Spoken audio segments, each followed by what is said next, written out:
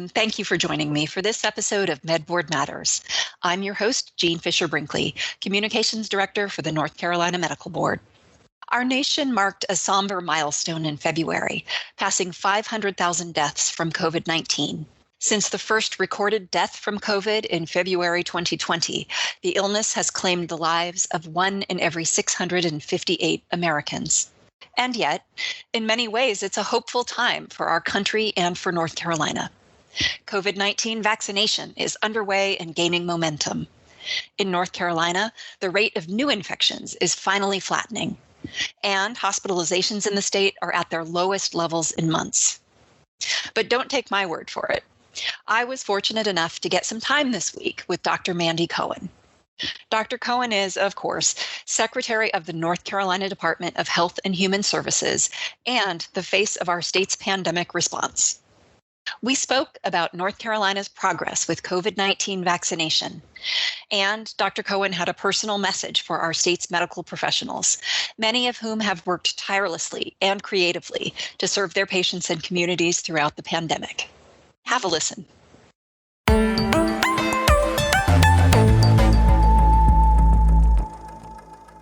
Dr. Cohen, thank you so much for joining me. I really appreciate you taking the time.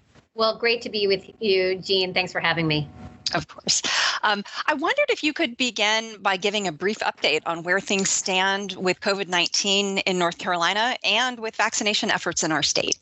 Sure, happy to. As we are here mid to end of February, overall, with our fight against this pandemic, things are trending in the right direction. Our cases have been going down, though I call them more level at this point. Our percent of tests that are positive has been going down and is now around 6%.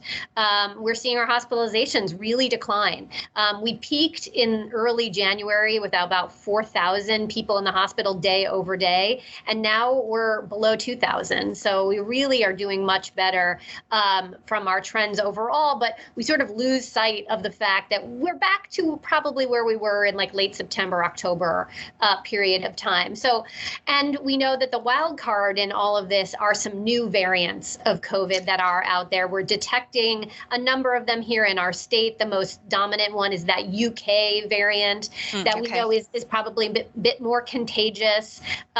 We think early data shows maybe has more severity of illness as well. So that's a wild card here. As I said, we see our trends going in the right direction post-holiday. We're not straining our healthcare system right now, which is great, but those variants are still out there.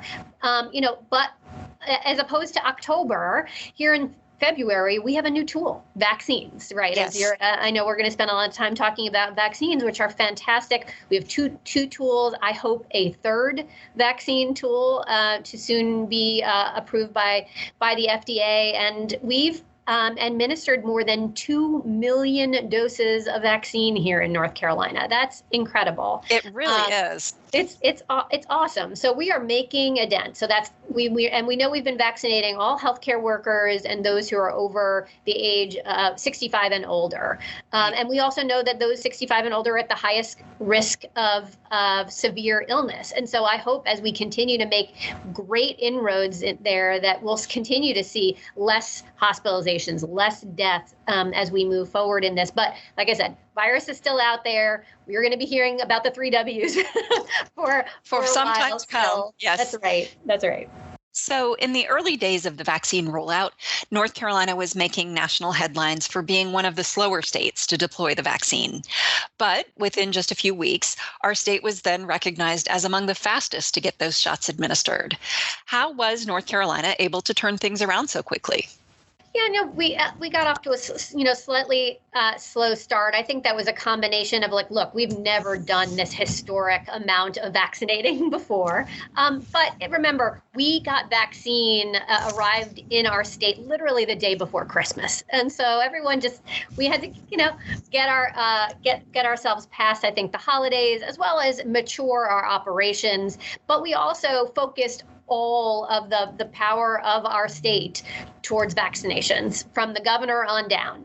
He was very clear, we need these vaccines in arms. And we heard that message loud and clear. And it took a lot of elbow grease and hard work to make sure that we had all of our vaccine providers working as fast as they could, learning lessons. And this was really about partnership, because our vaccine providers on the ground have been incredible. They have pulled out all the stops. They have put up operations that are incredible, that are not just fast, but are equitable. And I'm excited, I know we'll dive into equity a bit more as we go here. But look, it's been a learning process. I think folks have done an incredible job. We are getting vaccine into every county. And now what we see really is the limiting factor is supply. So what we are able to get vaccine in arms, it arrives for us on a Wednesday or a Thursday. And basically by the weekend, we're out. We're out of first doses. We're that fast. I think our vaccinating providers could do 3 times the number of vaccines than they are doing today. So that's great. Now, I don't know how long they could keep that up, because that's at full tilt, but we can do a lot more. We're just so limited by supply at this point. And as I say, I'm excited about this new potential third vaccine that is coming, because we certainly need the supply, but I wish we had more, but supply is definitely the issue. Right. And that's certainly not an issue that is unique to North Carolina. Everybody's dealing with that. So, all right.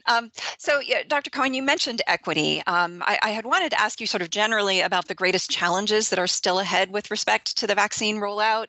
Equity is a great place to start there. I know that Governor Cooper and you have made equitable distribution of the vaccine a priority. I wondered if you could just share how North Carolina is working on that. Yes. So I should say that the hardest part of vaccinations and what the thing that is holding us back, if you will, continues to be supply. But as we continue to work as fast as we can, equity is so important as we go here. And here is where I'm really proud of North Carolina's work. And I think we are a leader in the country on this work.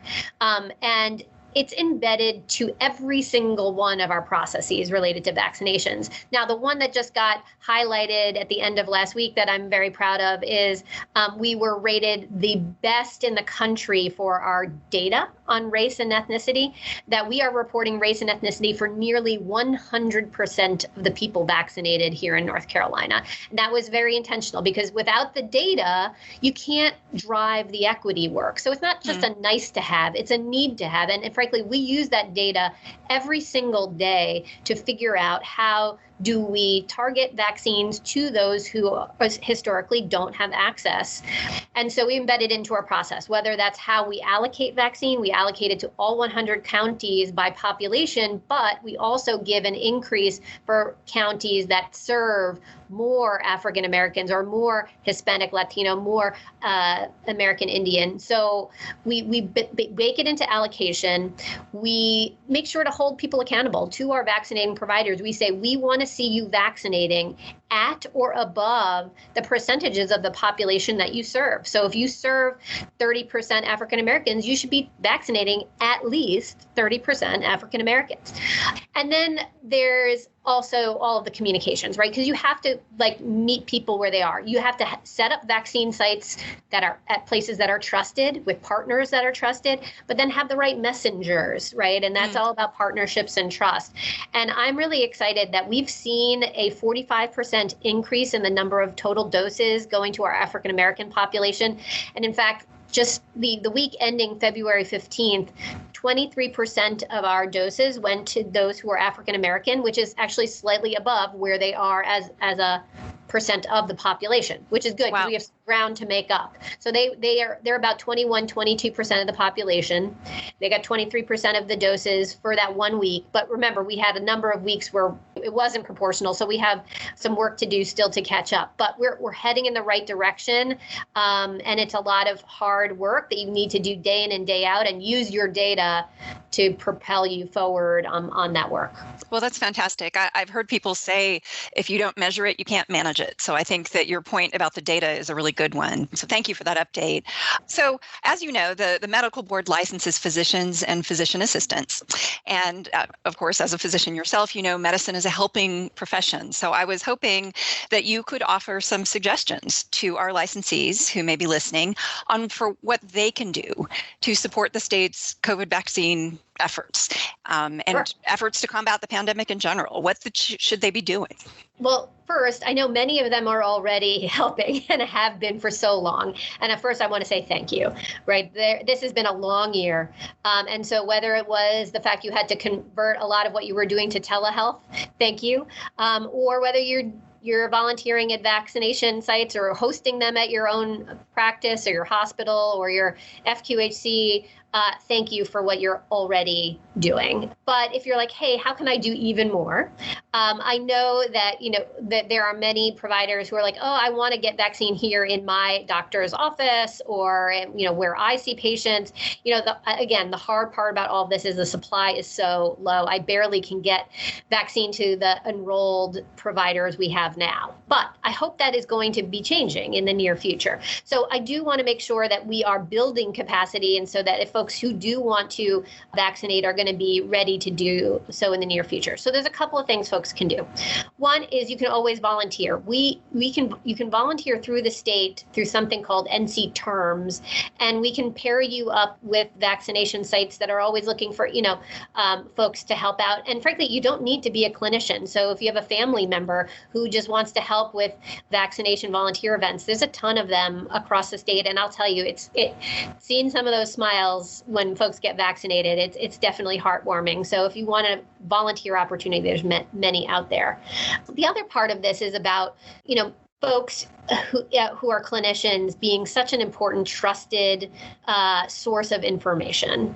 And don't overlook that, right? So make sure if you are seeing a patient, ask, have you gotten your vaccine yet? And if there are the questions that they have, what a great opportunity to answer them, how the vaccines work. You'd be surprised how much misinformation is out there. And you all have the opportunity to be great sources of information and potentially save that life that's in front of you when you change their mind to hopefully go get that vaccine. And you can tell them how over 2 million doses have been administered. We haven't seen any serious side effects. That everyone gets that same vaccine no matter where you are in the state. You're not injecting COVID into someone. Explaining that is really important. And so I'd also make sure you're encouraging folks to, visit our website, look up where their vaccine, help your patients navigate, right? We heard that it's challenging to navigate to these appointments because we know supply is limited, the appointments are limited. myspot.nc.gov is a place where you can help your patients look for vaccine providers near them, as well as it links to their, portals to sign up for appointments and things like that. And I should say that every week, providers are opening up new appointments. So get yourselves on wait lists, but also, be searching around for your patients because appointments are opening up. I wondered if you could say a little bit about, I think you've given a lot of key messages that our licensees can share with their patients. I wondered if you could talk a little bit about expectations about the vaccine and sort of what does success look like?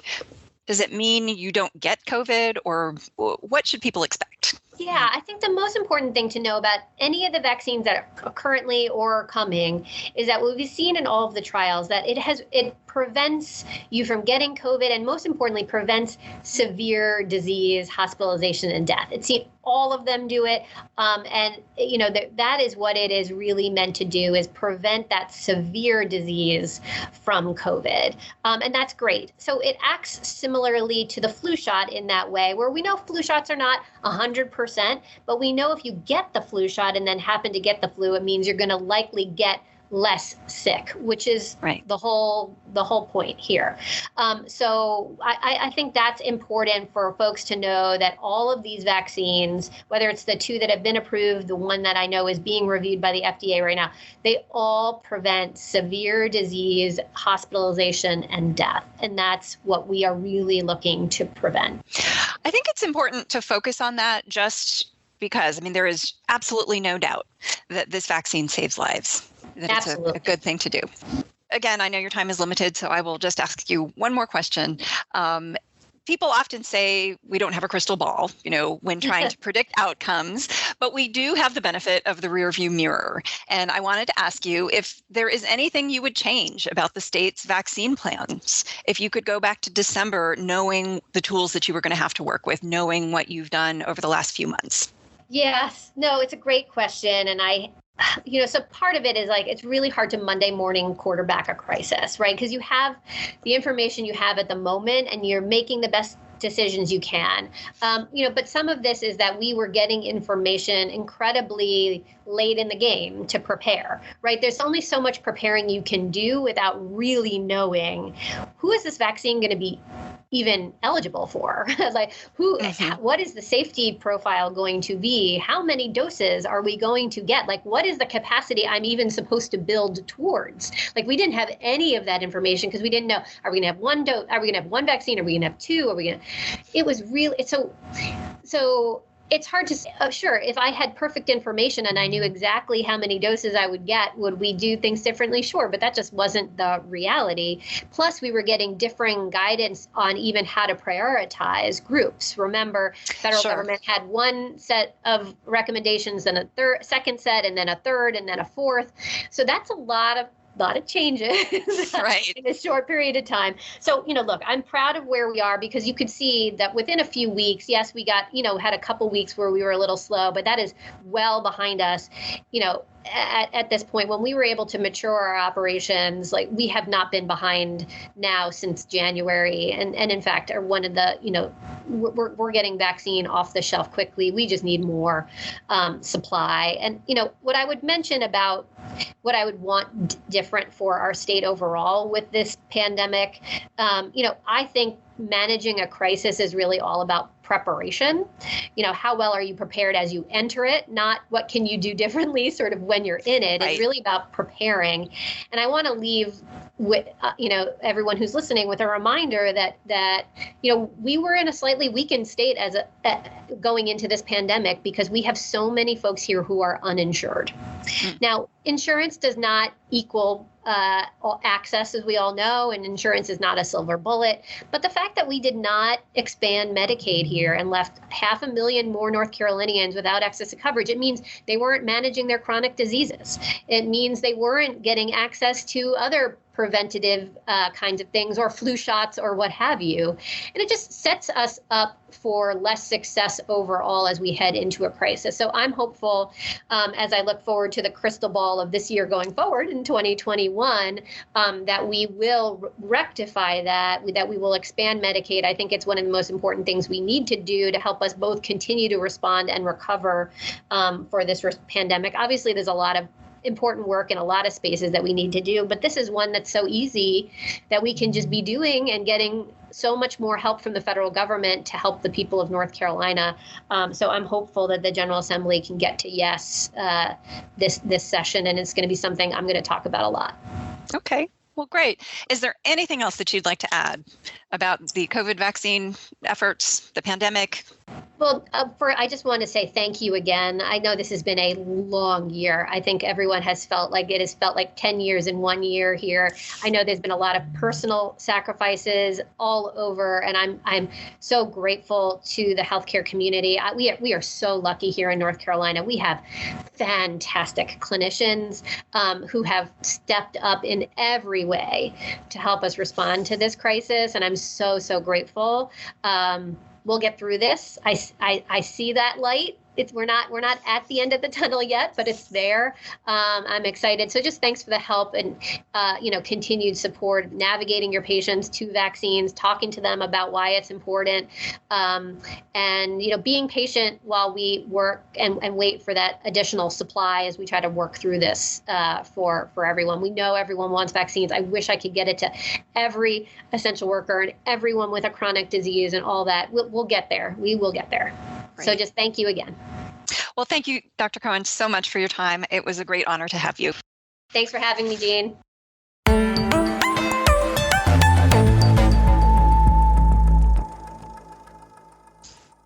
I want to underscore a couple of things Dr. Cohen had to say about how medical professionals can support the state's COVID-19 vaccine rollout.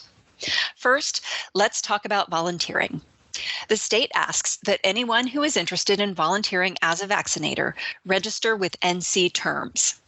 NC Terms is a state-run platform that has been used in the past to organize volunteer disaster response and now has been adapted to deploy volunteers to assist with COVID. Both clinicians and non-clinicians can register. If you have registered previously with NC Terms, go to https://terms.ncem.org. Log in and update your profile to indicate that you are interested in administering COVID-19 vaccinations. The state will match you up with volunteer opportunities in your area. If you have never been registered with NC Terms, you will need to go to the same website and establish a profile.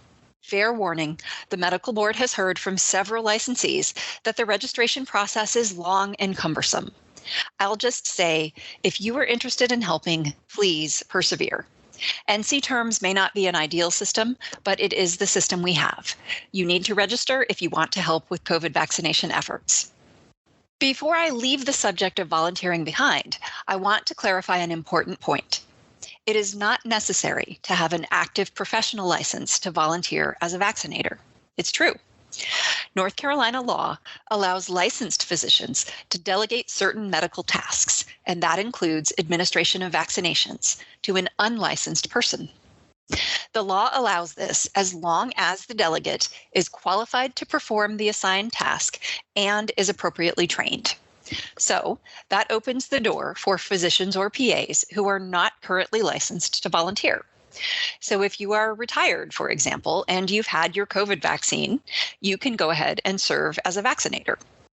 If you are a licensed medical professional, remember, you don't have to volunteer to help support the state's COVID vaccination efforts.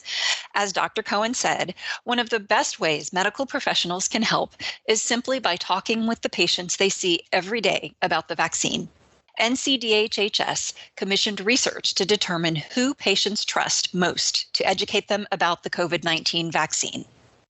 Guess who was at the very top of the list? Medical providers. And not just any medical providers.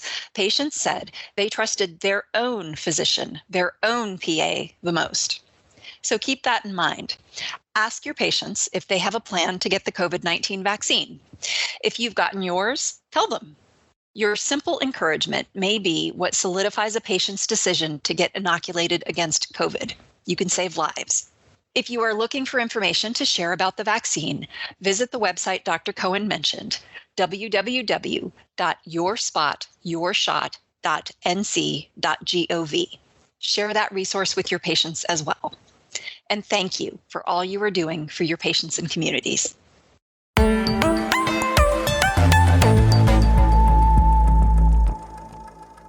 That brings us to the end of another episode of MedBoard Matters. As always, if you have comments or suggestions, please email them to podcast@ncmedboard.org. Thank you for listening, and please do join me again.